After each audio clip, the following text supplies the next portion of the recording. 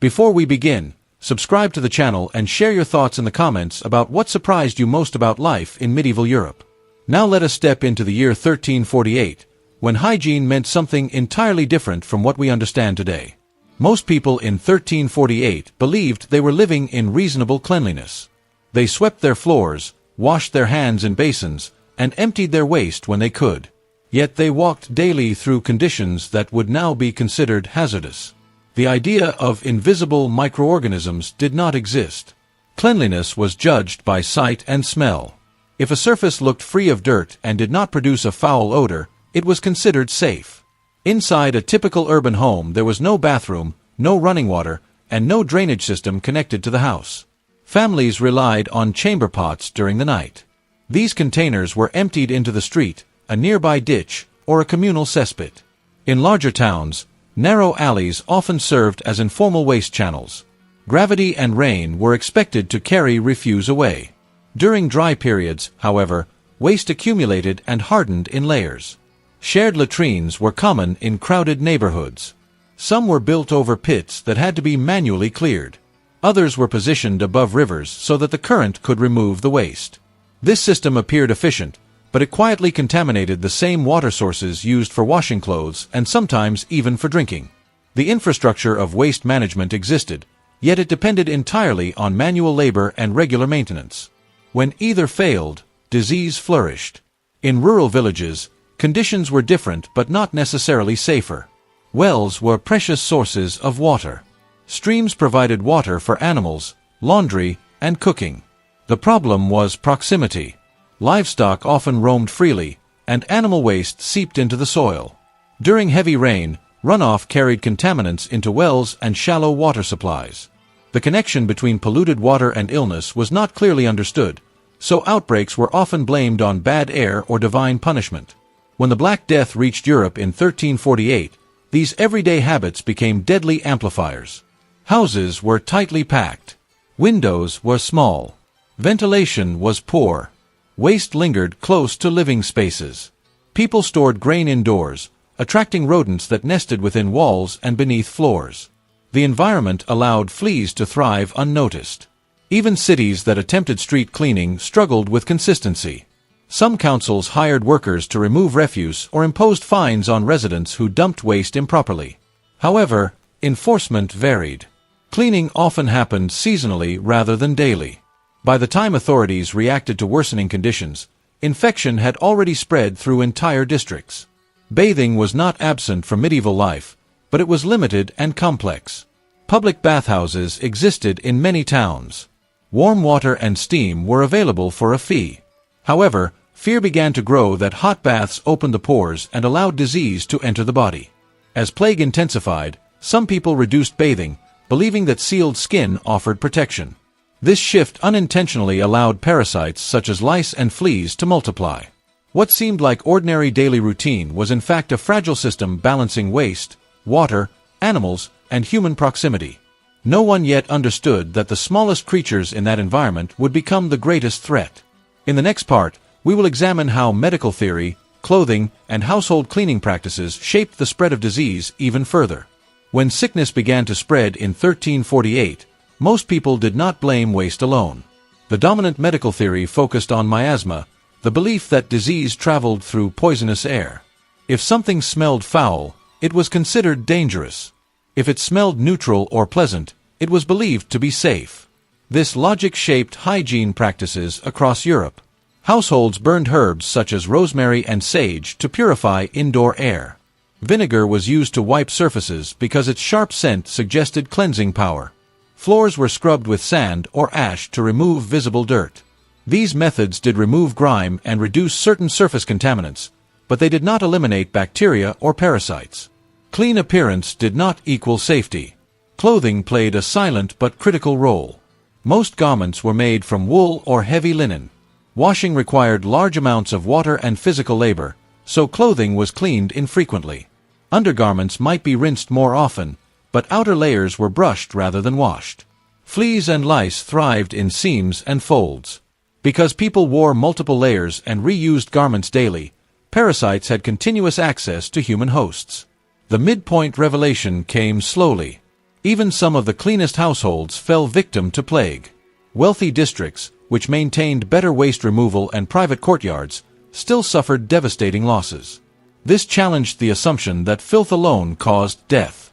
Trade routes carried goods, grain, and textiles from distant ports. Hidden within cargo were rats. On those rats lived fleas carrying the bacterium responsible for plague. The disease did not respect neighborhood boundaries. Medical practitioners attempted treatments based on humoral theory. They believed illness resulted from imbalances in bodily fluids. Bloodletting, purging, and herbal tonics were common responses. These interventions rarely improved survival rates. In some cases, weakened patients deteriorated more quickly after aggressive treatments. Without understanding contagion, caregivers often moved from house to house, unintentionally transporting infected fleas or contaminated materials. Water management laws existed in several major cities. Authorities sometimes required residents to clean the space in front of their homes. Fines were imposed for dumping waste in restricted areas. Yet enforcement depended on manpower and political stability. During outbreaks, fear reduced cooperation. Workers abandoned duties. Rivers turned into slow-moving sewers as population density increased. Religious life also influenced hygiene. Ritual washing before prayer, fasting periods, and monastery rules about cleanliness sometimes created limited protective habits. Monastic infirmaries occasionally separated the sick from the healthy, an early form of isolation. Although not based on germ theory, these practices hinted at the value of controlled contact. Seasonal changes intensified challenges. In winter, frozen water limited washing. In drought, wells dropped and forced communities to draw from stagnant sources. Each environmental stress compressed populations around fewer clean resources. Contamination risks multiplied. By now it was becoming clear that hygiene in 1348 was not simply about dirt. It was about systems, beliefs, and invisible carriers moving between homes, markets, and ports. In the next part, we will examine how fear reshaped cities, how authorities experimented with containment, and how society began to confront the limits of its understanding. As death tolls rose, fear transformed medieval cities into controlled spaces almost overnight. Authorities who once focused on street cleanliness shifted toward containment. The idea that something passed from person to person began to take shape, even if it was not scientifically defined. Town councils ordered the isolation of households where plague appeared. Doors were marked. In some regions, guards prevented movement in and out of infected homes. This was the early logic of quarantine. Coastal cities that depended on trade faced a difficult choice between commerce and survival. Ships arriving from affected ports were sometimes required to remain offshore for extended periods before unloading cargo. The waiting period varied, but the concept was clear: time could reveal infection. Although officials did not understand bacteria, they recognized patterns. Areas that restricted contact sometimes slowed transmission. Street fumigation became common. Fires burned in public squares to cleanse the air. Aromatic woods and herbs were thrown into flames. The intention was to neutralize poisonous vapors. While smoke did not kill the plague bacterium in a meaningful way, it may have displaced rats from certain areas temporarily. Yet this often pushed rodents into neighboring districts, spreading fleas further. Waste removal intensified in some cities.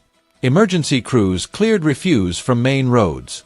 Cesspits were emptied more frequently where labor remained available. However, workforce shortages limited consistency. As mortality climbed, there were fewer hands to maintain sanitation systems.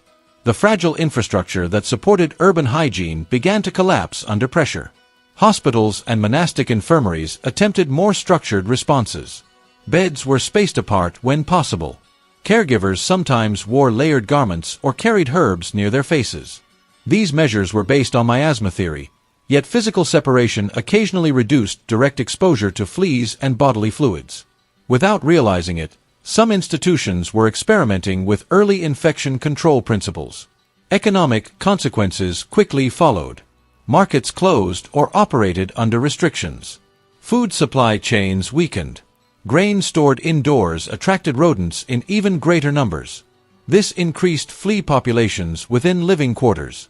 What began as a sanitation issue evolved into a complex interaction between housing density, trade networks, animal ecology, and human behavior. Wealth offered limited protection. Larger homes allowed slightly better ventilation and separation from livestock. Servants could dispose of waste more regularly. Yet fleas traveled easily through fabric, bedding, and stored goods. Affluence did not create immunity. The disease ignored social hierarchy. Gradually, observation replaced assumption. Some communities noticed that limiting travel reduced outbreaks. Others recognized that clustering the sick together sometimes intensified mortality. The absence of scientific instruments did not prevent pattern recognition. People were learning through devastation. By the end of the worst waves, Europe faced a transformed reality. Entire districts stood partially empty. Labor shortages shifted economic power toward surviving workers. Authorities began reconsidering urban planning, waste systems, and public oversight. Hygiene was no longer a private matter alone. It had become a civic responsibility tied directly to survival. In the final part, we will explore how these painful lessons influenced long-term changes in sanitation, infrastructure, and the slow evolution toward modern public health. When the worst waves of plague subsided, Europe did not immediately transform into a model of sanitation. Change was gradual, uneven, and driven by memory of loss rather than scientific certainty. Yet the experience of 1348 forced towns and villages to reconsider how waste, water, and human proximity were managed. One of the clearest lessons involved separation. Communities that had experimented with isolating the sick or restricting travel observed relative improvement compared to those that did nothing. Over time, quarantine became more formalized, especially in port cities dependent on maritime trade. Waiting periods for ships grew more standardized. Inspection of cargo and passengers became more deliberate. Although germ theory would not emerge for centuries, behavioral patterns were slowly aligning with principles of contagion control. Urban authorities began paying closer attention to drainage and refuse removal. Some cities invested in more structured waste channels and stricter enforcement of dumping regulations. Fines increased. Inspectors were appointed in certain regions to monitor street conditions. These measures did not eliminate disease, but they reduced the constant accumulation of organic waste near homes. Water access also evolved. Protecting wells from surface contamination became a priority in some settlements. Barriers were built to prevent animals from approaching primary water sources. In a few cases, separate areas for washing clothes and disposing of waste were designated downstream from drinking supplies. These changes reflected a growing understanding that proximity mattered, even if the mechanism remained invisible. Bathhouses, which had declined during intense plague years due to fear of open pores, gradually returned in modified form. Hygiene regained social acceptance, though attitudes toward hot bathing fluctuated across regions. Personal cleanliness slowly re-entered daily routines, especially among urban populations that associated washing with civic responsibility rather than vulnerability. The long-term impact extended beyond infrastructure. The demographic collapse reshaped labor markets. Survivors gained bargaining power. With fewer workers available, some towns improved housing standards to attract residents.